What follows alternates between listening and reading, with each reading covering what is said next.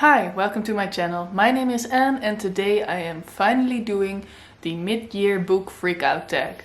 I think this tag was originally created by Ellie, so I will leave the link to her channel down below. Everybody seems to be so excited about this tag and I am no different. I've been looking forward to doing this tag for, well, at least a few weeks, but maybe even 2 months or so. There's just something about getting to the mid-year point and being able to do this tag and looking back on all the books you've read so far. I don't know why, but it just makes me really happy. And I think this year that might also have something to do with the fact that I have had an amazing reading year so far. I've read 40 books in the first 6 months of the year, and that is insane for me. Usually I have trouble getting to 50 books in an entire year, so reading 40 of them in half a year, I don't know how I did that, but I'm very pleased with myself, I can tell you that much. And not only did I read a lot of books, I also read a lot of books I loved. Almost all of the books I read this year were 4 or 5-star books. I think there were 9 books in total that I rated 3 or 2 stars, and I gave no books 1 star. So it's been great. But without further ado, let's get into the questions. I want to try to keep this fairly short, but I've noticed that I am very good at rambling about books and just keep on talking. I'm going to try not to do that, but I think I'm already failing. So the first question of the tag is, what is the best book you've read in 2020? And this is the only book I do not have a copy of myself, which is a little disappointing and needs to be rectified. But the best book I've read so far in 2020 is A Different Drummer by William Melvin Kelly. This is one of the books I read for my Friends Choose My TBR project I did back in May. My father picked this book out for me, otherwise I probably wouldn't have read it. But I'm so glad that I decided to do that project, because I read a lot of books during it that I probably wouldn't have read otherwise, or wouldn't have picked up quite as soon. But this is definitely one of them, and I ended up being completely blown away by it. I think it's the most convincing 5 stars I've given in a long time. A Different Drummer was written in 1962 and it takes place in 1957 in a fictional state located next to Alabama. And in this fictional state, one day the entire black population packs their things and just leaves. They're done with it and they try to find their luck elsewhere.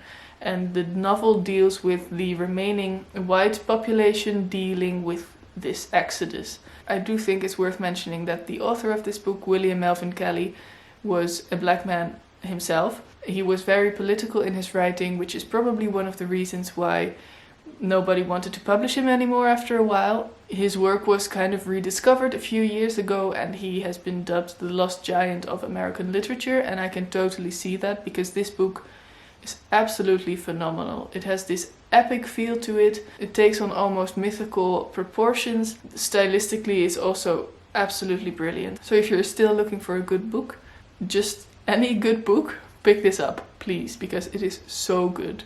The next question is the best sequel you've read so far in 2020, and for me that has to be A Close and Common Orbit by Becky Chambers.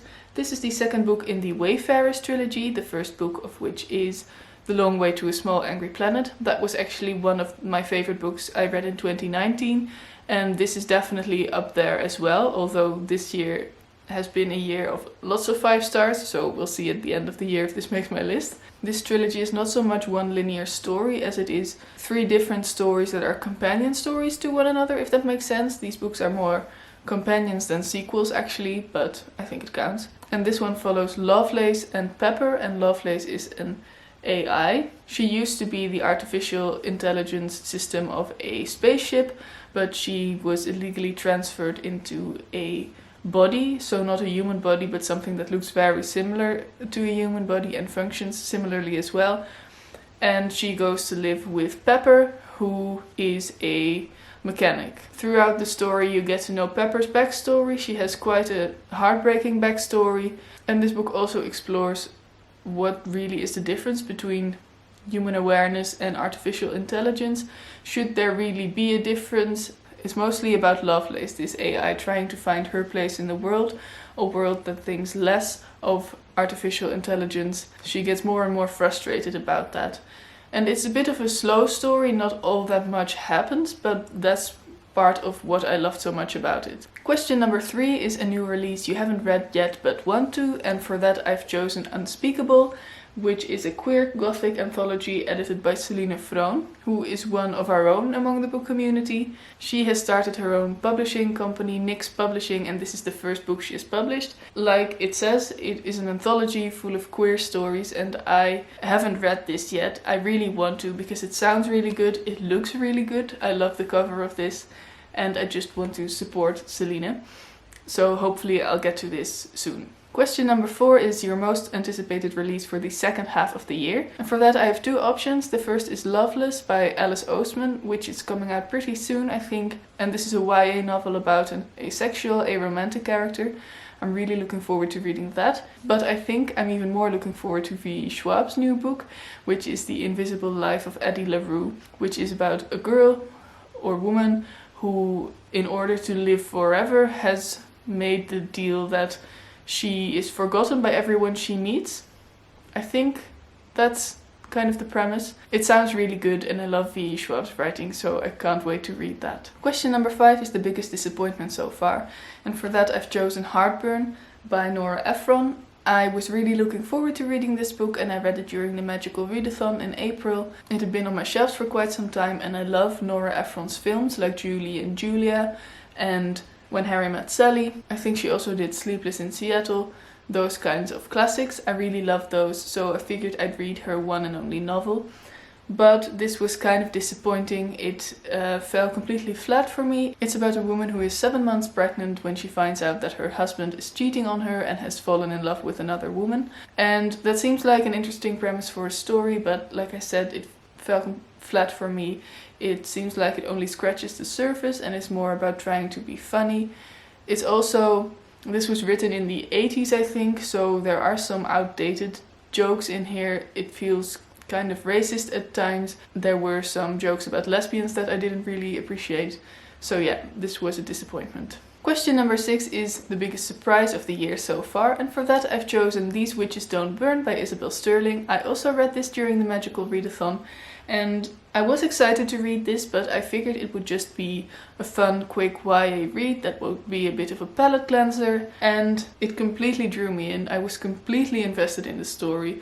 I loved it from beginning to end. I've now read the sequel as well, which is This Coven Won't Break, and I loved that as well. It is such a fun read, but it also really has its heartbreaking moments. There's a fun romance, a fun female-female romance in here, and it was just wonderful. And I think this might be one of those books that I'd really like to reread. It's very action-packed, a lot happens, but you also get to know the characters. It's about a young witch in Salem, Massachusetts, who has to keep her identity as an elemental witch a secret from her classmates and everyone who isn't in her coven. But then her coven gets threatened and she herself gets threatened by this danger and things happen. It's amazing. I loved it. Question number 7 is favorite new author, and this can both be a debut author or an author that's new to me. There were quite a few authors I could think of for this question, because I've read some great books by authors I'd never read from before, but in the end I went for Kylie Reid, who wrote Such a Fun Age. This is her debut novel and it's absolutely amazing. It's about a black babysitter who is with the white little girl who she takes care of in a supermarket late at night when she is apprehended by a security guard who thinks she has kidnapped the little girl. And that's the catalyst for the story, but lots more happens, and it's about white privilege and racism, but also about finding your place in the world.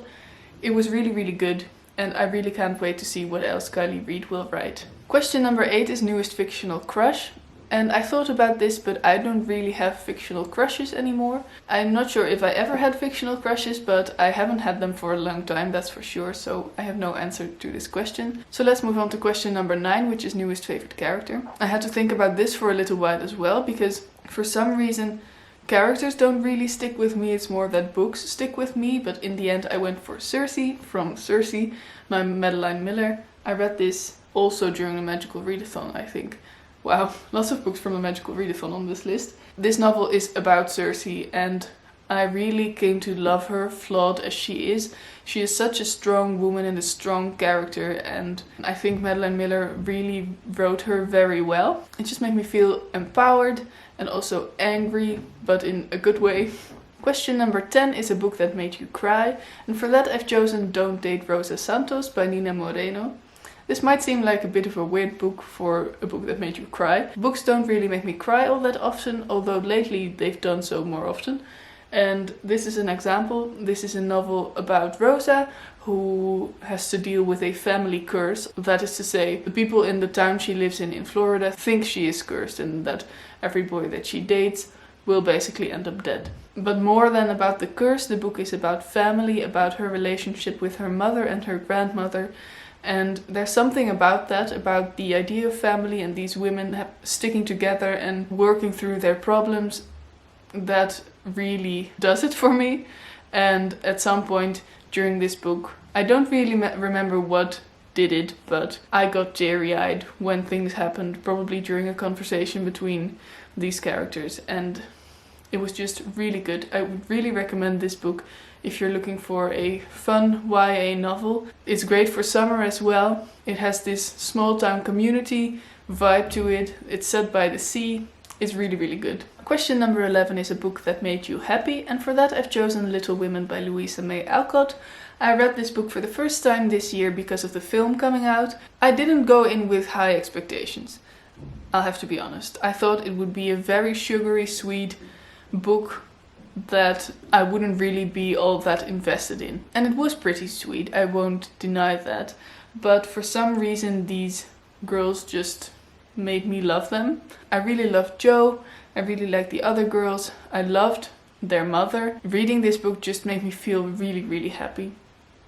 It's as simple as that. So I love it for that. And I also adored the film. It's so far my favorite film of 2020, but I haven't seen that many of them because of the coronavirus. Question number 12 is what's the most beautiful book you've bought this year? I had some trouble finding the most beautiful book because there wasn't one book among the books I've bought that I thought was really gorgeous. But I do really love the cover of To Be Told If Fortunate by Becky Chambers. This is a sci-fi novella by the same author of the Wayfarers trilogy, and I really do love this cover. It's so beautifully orange, and I like the Mars landscape. I'm not sure if it's Mars, but someplace that isn't Earth probably. And then the last question is what books do you need to read by the end of the year? And usually I would probably say there are no specific books that I have to read before the end of the year. But for the second year in a row now I've made a list of 10 books I really want to read in this case 2020. And by putting a book on that list, I'm basically holding myself accountable for actually reading it that year. So there are 4 books I have to read before the end of the year. And the first one is 100 Years of Solitude by Gabriel Garcia Marquez. The second book I have to read by the end of the year is The Return of the King by J.R.R. Tolkien. I read the first 2 books of the Lord of the Rings trilogy in 2019, but I haven't gotten around to The Return of the King yet. Book number 3 that I still have to read is Het Achterhuis by Anne Frank, or Diary of a Young Girl, as most people on BookTube will know it. I'm from the Netherlands, this book is from the Netherlands, I've never read it. This year that's going to change. And then the last book I have to read this year is Girl, Woman, Other by Bernardine Evaristo. This book won the Man Booker Prize last year. After she won it, I wanted to read the book, so I picked it up, but I haven't read it yet. So that's it for my mid-year book freakout tag. That's always a mouthful. I've had a lot of fun filming this. I hope you enjoyed this video as well. Please let me know down in the comments if you've read any of these books and what you thought of them. Or let me know what your favorite book of 2020 is so far. Please like this video if you liked it and subscribe to my channel if you want to see more of me. And have a wonderful day. Bye!